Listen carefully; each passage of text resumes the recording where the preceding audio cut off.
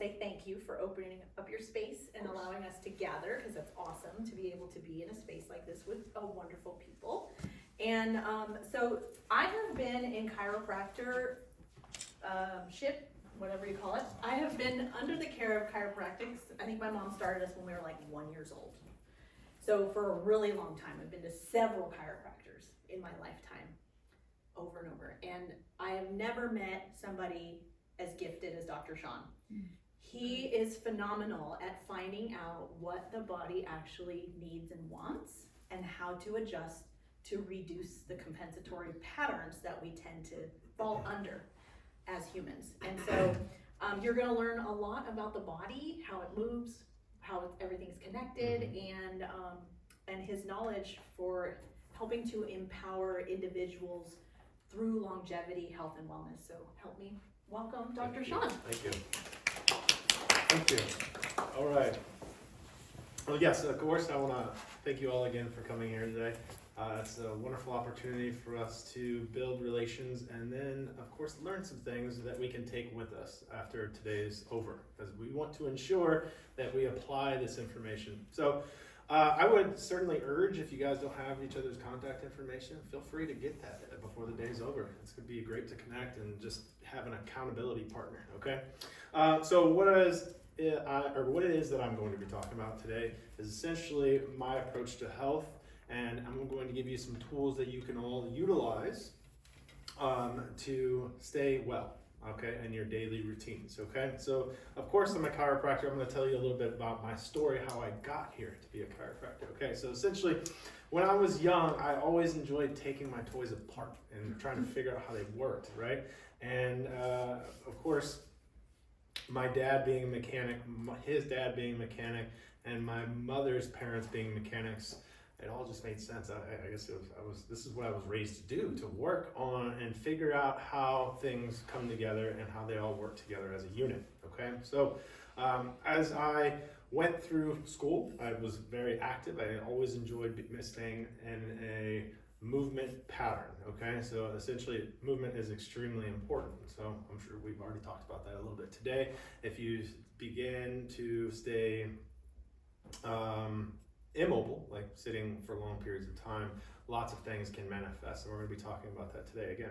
Okay, so essentially, as I learned more and more about how I enjoyed activity and fitness and how it all comes together by taking care of ourselves, it just made sense for me to go into that field of health and wellness. Okay, and essentially me loving to work with my hands, as I already shared with you before, and it was in my blood from before I was born, it sounds like, right? What I was able to do was mend those two together. It was a perfect union of working with my hands and figuring out how things work, as well as health and wellness, okay? So, and that to this day is quite clear in what it is that I do. I don't take things at surface level, and I want to understand why things are the way they are, okay? So it's extremely important for us to question. So I certainly empower you all to question, like we were talking about before. Find answers, like get those tests done, right? Get second opinions, right? It's extremely important for us to do that, okay? As Debbie was talking a little briefly, as far as there is some healthcare in the chiropractic forefront that can be very generalized, okay? Which leads you with a lot of questions and frustration, because there's not a lot of changes that are happening. So that's happening everywhere. It's not just the chiropractic field. I hear it all over, all types of doctors. So it's extremely important, again, to ask questions, all right? Do some research. Make sure that you don't believe everything that you hear. Ask those questions. Ask those other healthcare professionals questions as well. Okay, so that's my little bit as far as empowerment, getting to the bottom of things. So with chiropractic, is there anybody here has not received chiropractic care before? So I know the majority of you have. You too. I've been around chiropractic my whole life. Fantastic. Have you? Yeah, just more recently though. In my Gotcha. So it's relatively new. All right. So I'm going to give you some information about it, since it is new, and it's going to be helpful, of course, for everyone to get this information, in my opinion. There's over 170 different techniques within chiropractic. Okay, and there is a lot of opportunity for people to get well. Okay, so I certainly urge people when I see them and talk to them and like there's a stigma. Chiropractors have a stigma that, you know, we're either there as quack doctors, we're there to keep you to coming back for the rest of your life. We're just out there to hurt you. You know, we cause strokes. It's all bullshit. Sorry, excuse me. But anyway, what's that? Cause strokes. That's, Yeah, it's a big one. That's a new one. Oh, you haven't heard that? No. Let's I talk haven't about heard that that briefly. Yeah, well, I mean, I haven't heard that. It definitely is Yeah. not true. So essentially, there's research that has been done. There have been a select few people that have actually had a stroke after an adjustment to their neck. And it was a specific type of an adjustment to the neck. What they found later is there was actually already a tear in the neck. So essentially, the adjustment did provoke the stroke to happen, but they already were predisposed to having it. So essentially, if they were going to the hairdresser, they would have this very similar reaction if they were to quickly look in one direction and upward at the same time.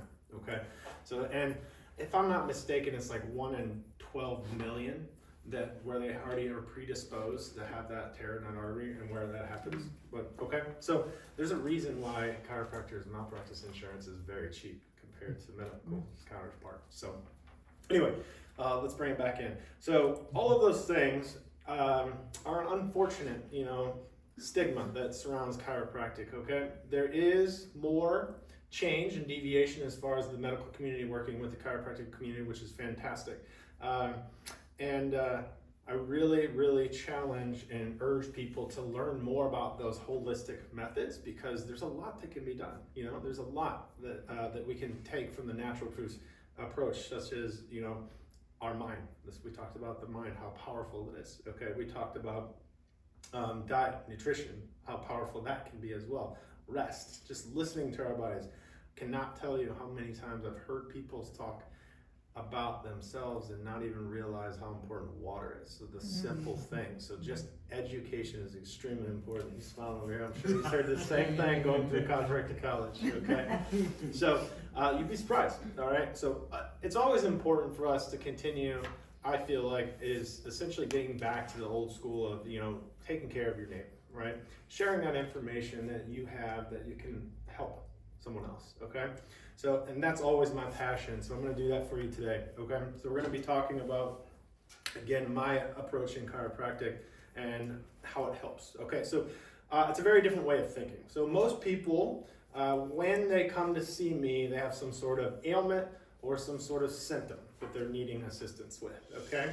So oftentimes people are thinking of it in one dynamic, which is that, let's just say, my low back hurts. Okay, that's the number one complaint of what people come in and seek chiropractic care for. Okay, the second is neck pain, but the first, oftentimes people will say that I have pain here, therefore I need treatment here. Okay, that is not the case whatsoever. It's extremely important for us to understand that our body works together as a unit. Okay, and anything can influence anything, truthfully. And the beauty of it is that we're all unique, okay? Solomon, Debbie, you guys could come in with the exact same ailment, and the approach, the treatments could be completely different, okay? That's how unique we are, okay? Down to the cellular level. It's extremely important for us to understand that. And when we're working with doctors, and like they talked about before, it is practice. There is a lot of things that go in as far as educated guesses, as far as we certainly understand how the body works, but one particular scenario can be completely different than someone else. So taking that into consideration, it's extremely important for us to be mindful of the things that we're doing on a daily basis and what could potentially be influencing those things. So again, education is extremely important for us to understand what may be influencing these areas of our body. Since we're talking about the low back being the number one complaint within what it is that I see, there are many things. Okay, so water intake. Okay, we talked about that briefly. Anybody in the health field, have you heard and talked to people that are constantly dehydrated? Okay, what are the types of things that you hear from them as far as the things they experience, or the things you notice as somebody who's educated about them? Just muscle tightness throughout the body. Okay. Very good. Low energy, headaches. Headaches. Mm-hmm. Stiffness, right? Tightness. Nosebleeds, yes. Mm-hmm. Yes. Kidney infections. That's right. Mhm. Okay. And There's, brain- I'm and sorry. brain fog. And, yeah. Brain Mhm. fog. Constipation, is that one? Mhm. Yeah. Constipation. Okay. So again, so we mentioned a couple that I was looking for Thirst. as far as, of course, generally, they have general dysfunction in their body, right? So that's gonna affect their entire body. But going to the low back, we talked about the kidneys, okay? Kidney dysfunction, constipation, okay? In the vicinity of this area, of course, this is our digestive tract. Our kidneys also sit right in this area. So it's a big picture here. We really have to keep those things in consideration. So if somebody comes in that is dehydrated, we must understand that it might not just be the low back. They just may need drinks of water. And I will say this. I hope you don't mind me sharing Yeah, that's my what I was gonna experience with her daughter Yeah. yesterday. I was treating her daughter yesterday, and I'm trying to use her brain to help me understand what it is that her body is needing. And unfortunately, I had to have her chug 4 bottles of water before we can even have any type of response from her nervous system. So that's how significant dehydration can affect us. Even though she walked in here and was, She in drinks my all the opinion, water. cognitively put together, there was just a lot of deficiency there and dysfunction. So extremely important, just the little things, okay? Okay, now, going back to this approach that I utilize, our brain is in control of our entire body, okay? As Marsha was saying, our brain actually will send signals down to the organs of our body, down below our neck, okay? And those organs will send signals back up to our brain. So essentially, those signals are there in order for us to operate efficiently, okay? When we don't have that type of efficiency, we start to experience a dysfunction, okay? There's some sort of stress, whether it's 3 forms of stress I will share with you. We've got physical stress, and that's what we feel on a daily basis, right? Just from something as minor as going for a jog, something significant as a car accident, okay? So that's some examples is physical stress. Chemical stress, things such as things that foods or food products that we consume that are have chemicals that are not natural to our body, that our body has to spend energy on to break down. And if we can't break it down, then that's a whole host of other issues that we have to deal with. Okay. Other chemical stressors such as the environment. Who's driven through Earth City and smelled that? Okay, that's a chemical stressor on our body. Just breathing that in. And while we're also talking about this, did you all know that the air inside buildings is approximately, or can be approximately up to 300 times more toxic than the air outside? Okay. So super important for us to keep that into consideration when we're looking to improve our health, okay? Other chemical stressors, things we actually put on our skin. Our skin is also an organ. It's the largest organ of our body, and it essentially is functioning as our 3rd kidney to filter out the toxins, okay? So this is going into a little bit like off in a tangent here, but does anybody here drink the water from the tap? I will if it means not bottled water. Then I Gotcha. will drink tap water. Got it. Okay. So, That's right near the water. I am the anti-bottled water.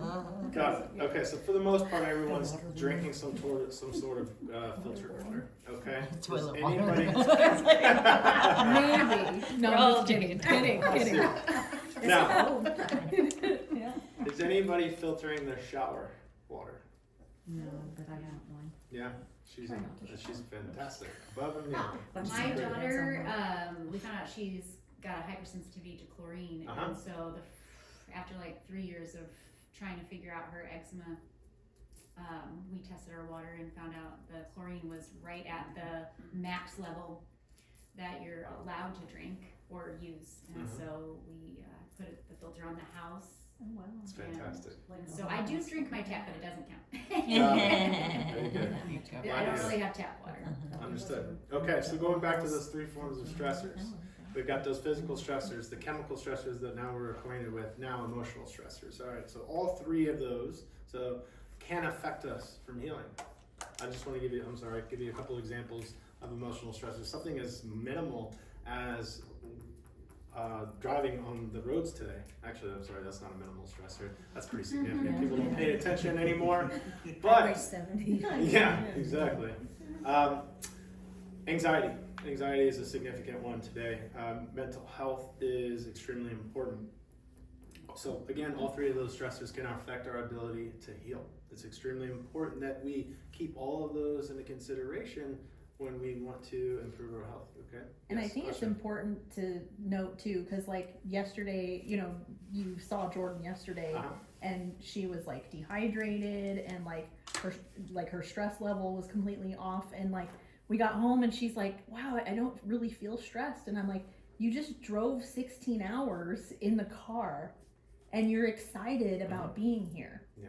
And your body doesn't know the difference between good stress and bad stress. And so I think that probably is playing a little bit into if you're trying to think of what it is that's going on. So that, I think that has a lot to do with it too. So the stress doesn't always have to be bad. It does not. And we're going to be talking about that in just a moment, Yeah. okay? Oh, good. Yes.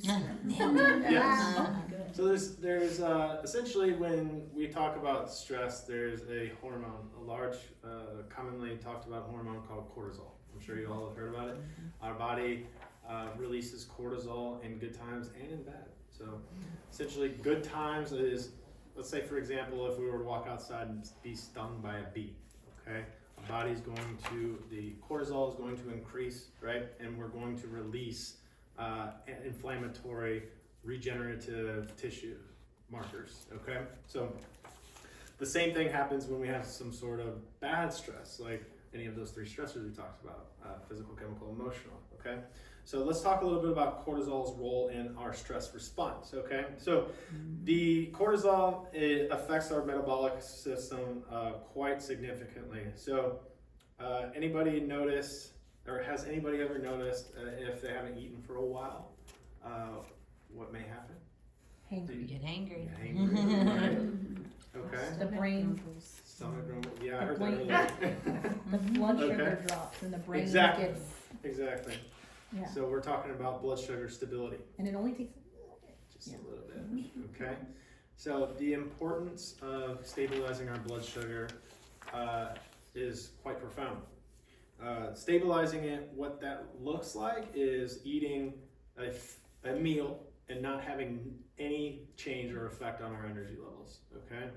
So if somebody is getting to the point where they're getting hangry, it's too late, their blood sugar has dropped enough or significantly enough to where their body is starting to slow down functions, okay? All right, so again, if you eat a meal, you should feel no shift at all in your energy. You shouldn't feel more energy, like you're ready to take on the afternoon or the day or whatever it is, or you shouldn't feel tired either, you know? So again, extremely important in stabilizing that blood sugar. The best way to look at that, or to ensure that you're stabilizing it with the meal, is eating a animal protein, eating a healthy carbohydrate, and some sort of a healthy fat as well.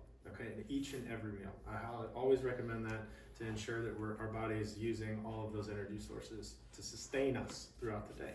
Okay, the carbohydrates are going to burn the fastest.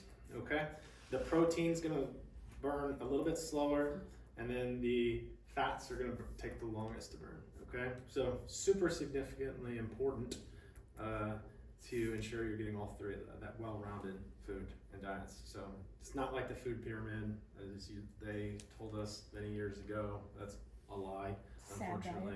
Mhm. The sad It's a diet? sad diet, standard American Standard. diet. Oh, It even okay, says yeah. sad, yeah. I didn't know You that. never heard of that? No, but it Oh my makes God. sense. Yeah. Makes sense. Yeah. Okay.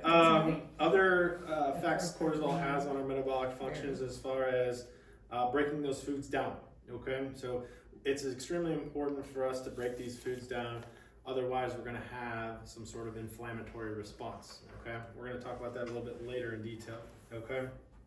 Now let's talk about excessive amounts of cortisol. Okay, what that can do on our body. it's of course going to suppress the immune system, right? Has anybody ever been super stressed and for a prolonged amount of time, and then after the stress went away, you kind of got sick or feel ill?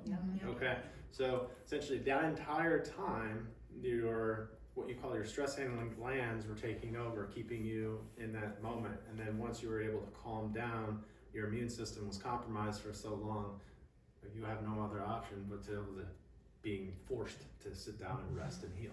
Okay, so other effects of excessive stress: damage to the brain cells. Okay, all right. So as you can understand, as we age, Marsha said that our brain shrinks. Right? Okay. Same, dehydration also causes shrinkage of the brain as well. So it affects our circadian rhythm patterns as well. Okay. Does anybody here have a consistent sleep pattern? I'm just curious. That's great. So for the others that don't, can you share with us your guys' experience and your commitment to that and what you've found and seen and felt in the changes once you adapted to this sleep schedule? You can go ahead if you want. So I used to always be a night owl. Like I could never go to bed before probably midnight. But I didn't have to work till like 8 or 9, so it was fine. Now that I have to get up and be at work at 6, so I have to wake up at 4, so that was a big shift for me. So it took me probably 4 or 5 months to get used to that. But once I started, getting my nightly, go to bed by 8 or 8:30, so like I said, I kind of like started everything at the like my morning routine, kind of getting into that. I don't know, like my energy levels are better, more consistent. I do sleep better. I try to make sure I get some sun in the morning before noon, but yeah, it definitely helps with my regulation of energy and mood and everything. Are you noticing when you wake up you feel rested? I do feel rested. I'm waking up before my alarm now.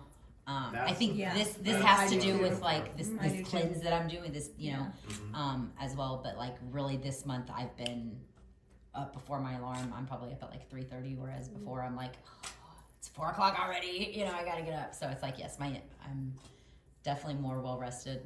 My Oura ring says so too. I'm getting more REM sleep, so Yes. Yeah. So definitely. you've been able deeper to essentially rest. neutralize the amount of cortisol going through your body by creating a pattern, a routine. So prior to that, I went through a lot of this like bodily changes in the cortisol stuff. So I did the 75 hard program and put my body into overtraining. I think stress held on to cortisol, messed up all of my hormones, went out of whack. So for like 8 months, I probably didn't like have a cycle or anything like that. Got me all kind of dysregulated. I put on 25 pounds. Was just high stressed all the time right after I ended that. And then, so I knew something was up, but this, like changing my diet just a little bit has got me back on track, and I can totally feel a difference in my energy and stuff too. So it's just, it's crazy, all the things when you really put them into play, feeling the differences is just, Yeah. the body's great. It's amazing. Wow. Fantastic. Thank you. That's amazing. Do you have anything else to add? Well, I'm a former night shifter, Yeah. and I noticed just going from night shift to day shift how much better I feel and how normal. So it's interesting how your judgment diminishes tremendously just with the lack of sleep, and how your mood shifts. So there was times where my husband would go, "You need to just go put yourself to bed." And I'm like, "What? Am I that bad?" He's like, "It's like borderline ogre." And I'm like, "Oh my gosh, really?" So then you think about it, like everything's bothering you, Mm-hmm. and that's just not me. And now being on day shift, getting the routine Less in, irritable. and I'm noticed that, like, yeah. like the irritability is completely gone. Like I don't even really have it anymore. But then I notice, like, I do wake up before my alarm, and half that's I pray, like, please God, I don't want to be tired, and I want you to wake me up before my alarm, because then my mood's even better. Because you're waking up on your own On your rhythm. terms, yeah. Yeah, and I It's different. have like if I wear my iWatch at night, I'm getting like a good sometimes 3 or 4 hours of REM. Oh wow. which is a great. lot. yeah, I don't And get so that I'm like, much. whoa, That's good. this is really cool. Yeah. Yeah, it's all like, you slept really good. Yeah. 10 out of 10. Keep doing that. But I've Way to always rub it been in a our good face. sleeper. Yeah. But working the nights was really hard to regulate anything because you're just so sporadic. Yeah. And I remember like trying to get in a nap just to not feel tired. And now I would say like I hardly ever feel tired unless I don't adhere to my schedule. And I think that's too a major problem in our healthcare system. It's like Yeah. all the shift work that all the Yeah. nurses and everybody's Yeah. doing. Like they're the most unhealthy They Mm-hmm. are. people trying to take care of everyone else. Yeah. And it's like, it's just, it's I a know mess. it is a mess. It is an expense Yeah. Yes. of our own health. Thank you for sharing. Yeah. Okay, as you mentioned, also sustained stress can affect our weight. Okay, we can put on weight. If we don't get that appropriate amount of rest, our body will naturally try to take in more energy and will consume more food. Okay, to account for that loss of energy that we had from Definitely got lack the of rest. snackies too. Yes, so judgment, as she mentioned, Yeah. is impaired. Okay, we're more likely to actually have bone breaks. Okay, or because when we reduce the amount, or excuse me, when we have so much cortisol going through our blood at all times, that's using up a ton of calcium. Okay, which is going to rob that from our bone marrow and create us to have a scenario where we're more likely to have an injury to those bones. Okay. Now, if we have not enough cortisol going through our body, we could have chronic inflammation. We could have, like we talked about, low blood sugar in those scenarios. Fatigue, as we've also talked about. And then something that is not fun, but having difficulty staying asleep. Okay, if we're not having enough Tired and cortisol. wired. Yes, tired and wired at the same time. It's an odd feeling. Now, difficulty getting out of the bed, or like you said, you're waking up before the alarm. People that aren't having this schedule, they're tending to hit the snooze button pretty frequently. Okay, that's you over there. Gotcha. Yeah. Okay, It understood. used to be me. Me too. I'm glad it is not. That's fantastic. So I'd certainly challenge you all to stick to a schedule, a sleep schedule, but as well as an eating schedule. Okay, our bodies need to be maintained. Super important. Okay, now going back to the brain. All right, in my methods of chiropractic, I like to use the whole body as opposed to those areas that are causing some sort of ailment, as I shared before. So the brain, again, is extremely powerful. And the reason why I treat the skull the first when I see someone is because our brain actually has a thing around it called cerebrospinal fluid, okay? And that actually travels all the way down into the low back where the spinal cord ends, okay? Now, oftentimes when someone seeks out chiropractic care, they're being treated only in the spine. Okay, there's a huge significance to that, and that's because that's where all the nerves originate from. Okay, but where those nerves originate from in the spinal cord is actually the brain. So if the brain is stressed, it's going to affect the way that all of these functions are supposed to be modulated. Okay, so things that people may experience if they have stress here in the brain. Okay, so brain fog. Okay, we talked about that. Dyslexia is another big one. Okay, impaired sleep. Okay, impaired cognition of any kind. Okay, so thinking. Okay, behavioral patterns or dysfunction can all originate from the brain, and it's pretty significant, I would imagine. Okay, oftentimes the people that come into me are asking questions why the brain isn't treated regularly. As I think you two have talked to me before, as far as it's typical for someone to get a colonoscopy at a certain age. Why aren't they having a brain evaluation at the same time? Because the brain and the gut are very well connected. Okay, it makes you think. Sense to me. It doesn't at all. So it makes you, again, going back to what I talked about in the beginning of the presentation here, is that it's important to ask questions and advocate for yourself as well as the others that we care about. Okay. So moving forward, the skull actually will expand when we breathe in, and it will contract when we breathe out. This effect essentially will pump that cerebrospinal fluid down into the spinal cord. Okay, so essentially by you just breathing, you're nourishing the whole body. Okay, now let's talk about breathing a little bit more. So we have 7 diaphragms in our body. Okay, does everybody know what a diaphragm is? Yeah, good. Okay, what's that? I said I thought I did, but I only thought we had one. Yeah. Okay. This is why it's extremely important we talk about this. So we have one diaphragm in our head. Okay. We have one in our chest, and we have one in the bottom of our pelvis. Okay. Those are our 3 major diaphragms. Okay. And then we also have a diaphragm in each elbow, and a diaphragm in each back of the knees. Okay. All of these push blood and oxygen throughout our body. If one diaphragm is dysfunctional, it tends to make the others dysfunctional as well. So extremely important to getting back to that breathing capacity and exercising and everything. So I would like everyone to close their eyes for just a second and take a deep breath.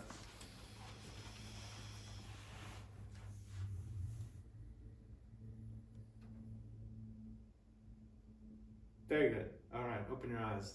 In that brief moment, did anyone get a sense of relaxation? Very good. Something as simple as that. I do want to talk about this briefly. I saw a couple of you breathing with the chest. Okay. Using the diaphragm in our midsection here, we should primarily be breathing from down below the belly button. So I'm going to have you all try to do this again. Place one hand about 2 inches below the belly button. Okay. And then close your eyes and try to take a deep breath in by pushing your belly outward, okay, instead of the chest.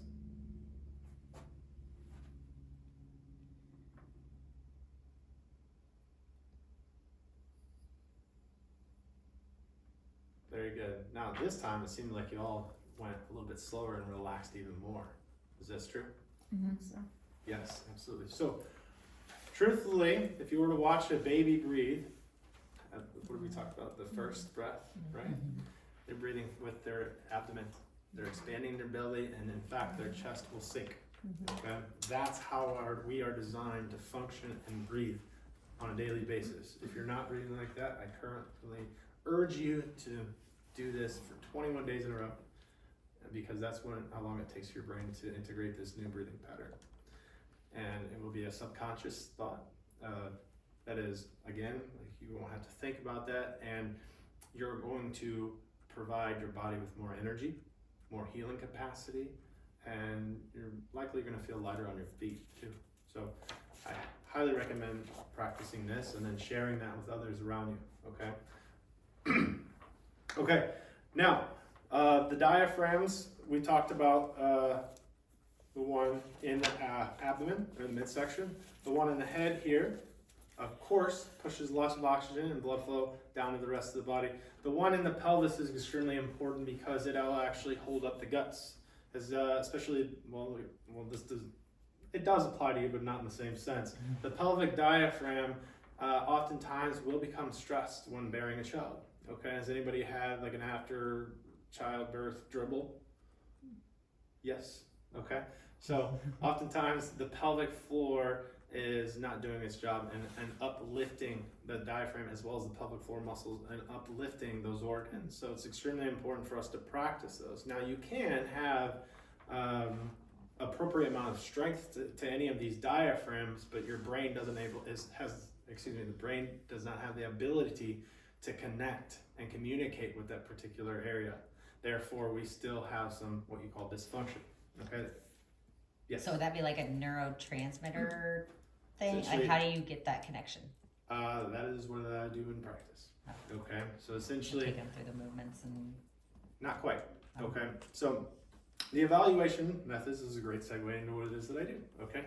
So the evaluation methods I utilize, again, when talking about her daughter, trying to use the brain to communicate with the body. Okay, if we have some sort of stress to an area in our body, that's due to the fact that the brain can't communicate with that area and nourish it and heal it.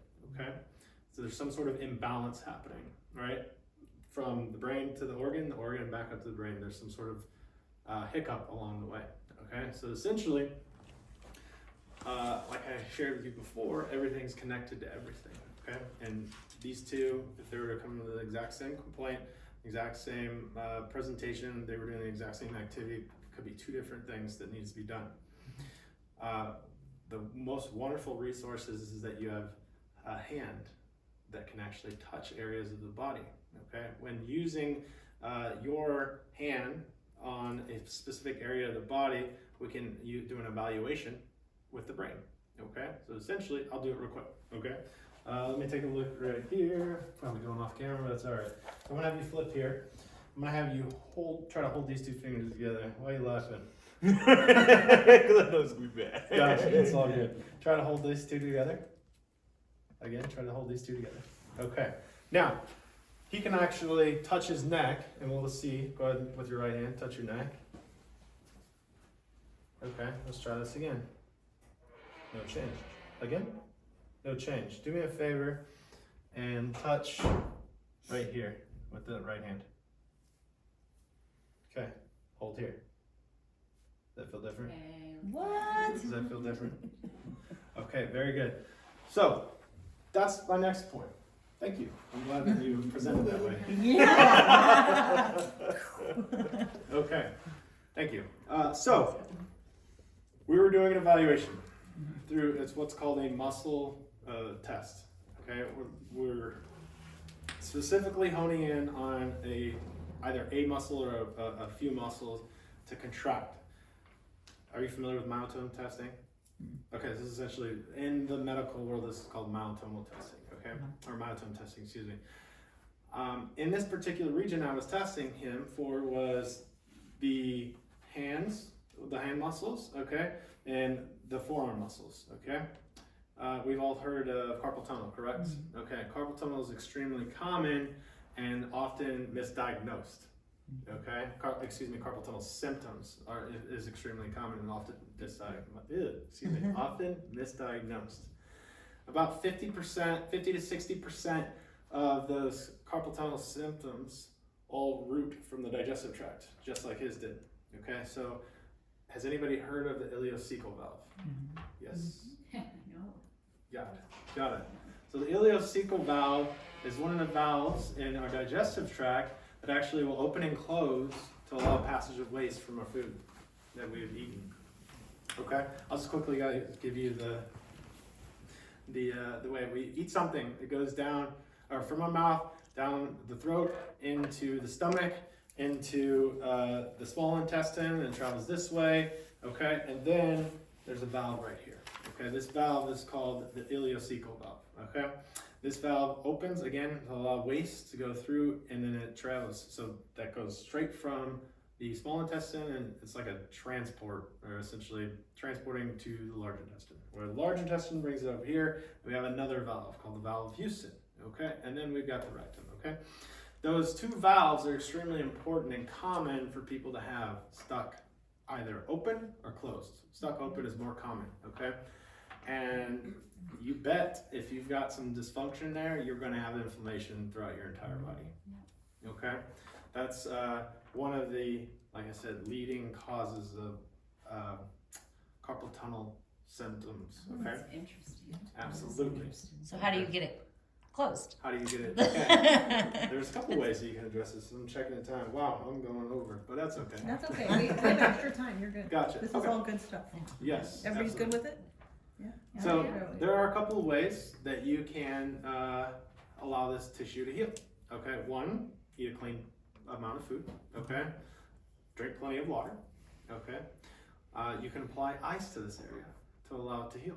Okay, so I currently urge, if you guys will just do this small activity, you can touch the front side of your hip, touch the belly button, and go halfway in between, right in that diagonal, and that's where that valve sits. You can do that on both sides. Those are where those valves sit.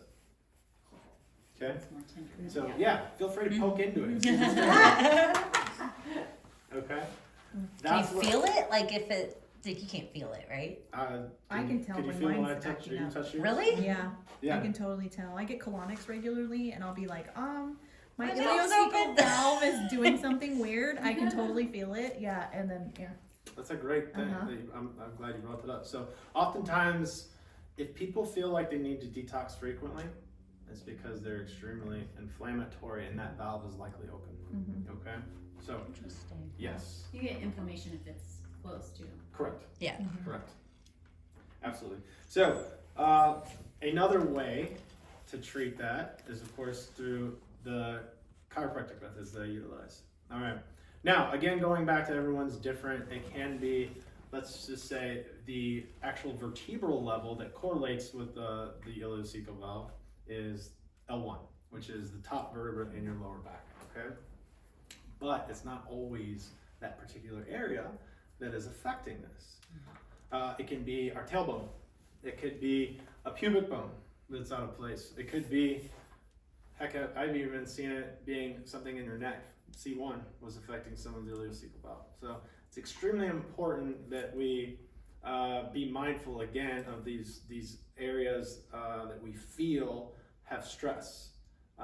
Whether it's having a massage to the region, whether it's applying ice to the region or heat, depending on what feels good. Obviously, heat is going to create more blood flow to the area, which could create more of an inflammatory sensation. So be mindful of that. If you're going to apply heat, I always recommend applying ice right afterward, okay, to reduce that inflammation and reduce that swelling to the area, okay? And then, if you still have difficulties with that, trying those methods at home, I would highly recommend you seek out somebody who can help you with that, because it's a very, very unique process, again, to figuring out exactly what's causing it. And it could be that your body has a pattern to where it's the same thing over and over again, but oftentimes it's not.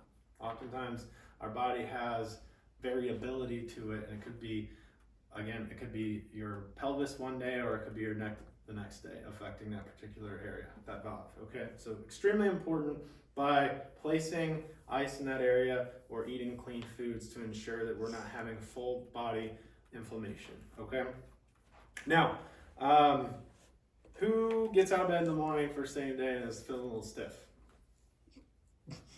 Okay, Sometimes. a few of you. All right, so Just the old people. no, that's what we're going to talk about briefly. So, going back to what Jordan was talking about, as far as the importance of keeping us feeling young internally as well as mentally. So, it's extremely important for us to not say stuff like that. All right. But oftentimes, if we're getting out of bed and we're feeling stiff, we've got some serious inflammation going on. Okay. Or you've got a situation where the mattress is affecting you. Okay, so we should wake up feeling refreshed each and every day, because as we rested, our body has healed what the stressors that we went through on the previous day. Okay, if that's not happening, then we're having some sort of lack of healing, and we got to address that from the root. Okay. I oftentimes tell people that it's always important to rotate that mattress. Just like this, let's say this is your mattress, you're gonna wanna rotate it 180 degrees every 3 to 4 months, no longer, okay? As long as it's a rotatable mattress. Some of them aren't, like those number beds, I believe, those can't be rotated, I don't right? think so. And I have a Tempur-Pedic, like the head goes up. So like, Can't do that anymore? And then my USB ports are underneath. What's that doing to your body Yeah. when you The sleep? USBs? Yeah. I don't know. She'll find I out in don't. 20 I'm not, years. I'm not sensitive to Find out in 20 years. Wi-Fi. I don't get Wi-Fi. I go barefoot everywhere. Get I Wi-Fi. don't get Wi-Fi. Understood. Okay, so That's not what I'm signing. does anybody feel like they need to take hot showers in order to loosen their muscles up? Yes. No, but I really I like a like hot to. shower. Yeah. I'm like, I don't need to, but I really like I it. have the same thing. I love the bath and it helps me. Yeah. Or relaxing, yeah. It's a lot, mostly psychological. Is that what you said?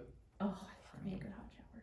I imagine so. No cold showers. I would highly recommend, if you haven't tried this approach yet, but to reduce inflammation in the body, cold showers is the best option. I know he's gonna knew that was coming. Yeah. So if it sounds like it's too much, it can be, and I would not recommend just jumping right into a cold shower. I would recommend doing your hot shower, and for the last maybe 10 to 30 seconds, switch it to at least a neutral position in the shower head. Learn Okay. your breath work first. Yeah. Yeah. So your Yes, breath- yeah. that is very important, absolutely. But the cold sensations, of course, is going to minimize the effects of cortisol in our body as long as you can breathe through it, okay? That's what I highly recommend, okay? Now, It also helps you make more dopamine receptors as Yes. well. So It's and actually helps with weight supposed, loss too. and it's supposed to like help you actually build up resistance to stress, Correct. real life Stress stress. and- You know, if you can deal with a 5-minute cold shower, you can deal with your kid, your It kid is crying for a not minute, good you know, an to extra try. minute or two. It's like Yes. builds you that resistance and that, you know, we can always Yeah. go resilience to get through jump in hard, the lake if we hard want. things. hey. Hey. Inside joke there. Anyway, that's essentially what I wanted to talk about, the ileocecal valve, but I also wanted to talk about the importance of our adrenal glands. Does everyone know about our adrenal glands and the function they serve? Okay, very You know good. when they're not working well. That's right, Tired you're and gonna wired. feel it. Tired and wired, Tired and right? wired. Okay, so nourishing those are extremely important by getting plenty of rest. It all goes back to minimizing cortisol in our body. Okay, has anybody ever? I haven't heard of it recently, but has anybody ever heard of somebody having like an emotional backache? Yeah. It's all tied to the adrenal glands. Yeah. It's all tied to the adrenal glands. Explain an emotional You backache. can do it. You can have an emotional migraine too. Yes. Yeah. That's the only kind I get. So, I'm sorry. What was the question? No, Explain. an emotional backache. Emotional backache is essentially there's no physical ailments affecting them, but in their mind there's some sort of disconnect and they feel like they have pain in this area. Oh. Okay, almost like phantom pains. Have you heard of Yeah. phantom pains before? Okay, so that's the emotional stressor that we talked about, the third stressor. Okay, oftentimes that's tied to some sort of trauma that was never processed.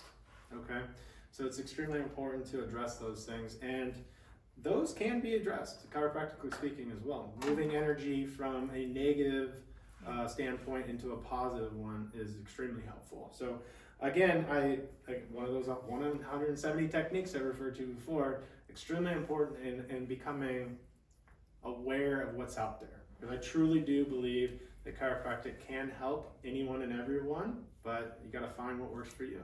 Okay. At this point in time, I'm just going to wrap up. If anybody has any questions, feel free to ask. Anybody? No? Okay. Well, any comments then? Very insightful. Yeah. Yeah. There you There's a lot of a lot of notes. Yeah. I mean, what made really you cool. choose to talk about the ileocecal valve? Like, why that? Example. Because it's common for me to see in practice as being dysfunctional. Okay. I just Carpal treat, tunnel thing mostly, or? no, just inflammation anywhere. Sure. So I want to ensure that we're getting rid of it mostly at the source. Okay, so that's why I always there's a system and a procedure that I adhere to in ensuring that I address the whole body as well as that specific area that somebody's having an ailment in. So, for example, just 2 weeks ago, I treated a colleague of mine, and he wanted me to treat his head because he had never experienced that before, to adjust his skull. And he didn't say anything about his low back being an issue, but after he stood up from the treatment itself, he said, my low back hasn't felt this good in like 5 years.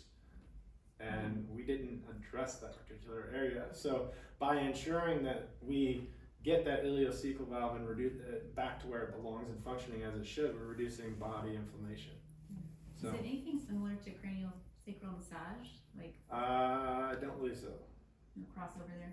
It's just So interesting. cranial sacral massage is more just light pumping of the skull, if I'm not mistaken. Very light. Mine's not. Interesting. Yeah. It's not at all. Well, you Um, intrigued me. So, again, stress starts at day one, Yeah. right? And most of the time, we're going through a small vaginal vault, our whole body is, and that can be one of the times that we have stress to the cranium. And from that moment on, if it's never addressed, who knows how long that's going to, and how bad those effects are, if not addressed, will happen. And I will say, I've only been doing it for 2 years, but there's only been, actually there has not been anybody that I've found from the initial time that I met them did not need a cranial adjustment. There's variations, like the intriguing time that I've experienced was one person came in and he only needed one particular thing on his skull adjusted. The rest was fine. And that baffled me, but it does happen. So essentially that tells me that there's a lot of variability in people's ability to heal, but oftentimes even the healthiest people are still going to need some sort of help along the way, because there's so many things that are affecting us, physical, chemical, and emotional, that we cannot get away from. So I will say this, and no matter how much you do stay on top of your health, you're likely going to need someone else to help you along the way. Okay, it's unfortunate, but it is what it is. You know, we don't live in a society today any longer where we can take care of ourselves as well as we'd like to. Even if we did eat the best, we exercise the most, and we had no mental or emotional stress. So I certainly urge and make sure that if you don't have those people that are helping you out, certainly find ones that can help you. Okay. Yeah. So good. Very good. Thank you. Absolutely. Oh, you let me talk for damn near